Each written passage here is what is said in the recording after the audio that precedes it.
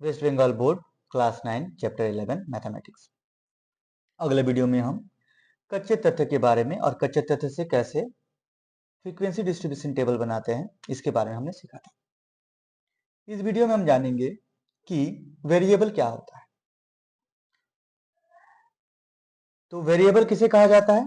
तो संख्यात्मक लक्षण को ही वेरिएबल यानी कि चल कहते हैं स्टैटिस्टिक्स में।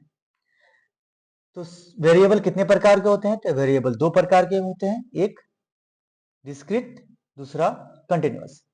तो डिस्क्रीट वेरिएबल क्या होता है, जिसे हिंदी में चल विच्छिन्न और कंटिन्यूअस को बोलते हैं चल अविच्छिन्न वेरिएबल। तो विच्छिन्न वेरिएबल किसे कहते हैं? विच्छिन्न वेरिएबल को हम केवल होल नंबर द्वारा यानी कि पूर्ण संख्या द्वारा दर्शाया जा सकता है, और अविच्छिन्न वेरिएबल को हम फ्रैक्शन में बता सकते हैं।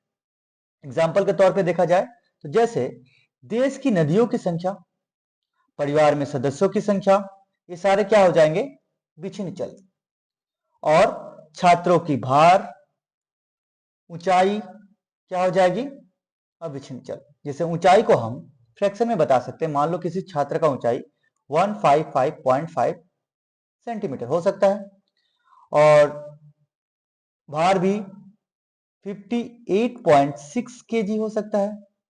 ये फ्रैक्शन में हो सकता है भार और ऊंचाई, तो इसे हम अविच्छिन्न चल कहेंगे यानी कि कंटिन्यूअस वेरिएबल।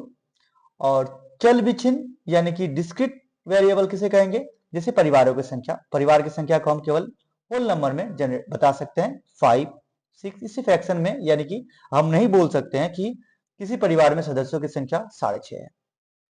ठीक है, तो परिवार की संख्या, नदियों की संख्या, ये हमेशा होल नंबर में, इसी तरह का वेरिएबल होल नंबर में लिखा जाता है, जिसे हम स्टैटिस्टिक्स में चल विच्छिन्न यानी डिस्क्रीट वेरिएबल कहेंगे।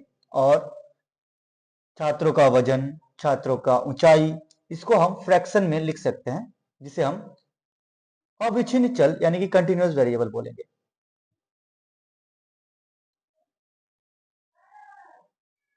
अगले वीडियो में हम रेंज क्या होता है उसके बारे में जानेंगे।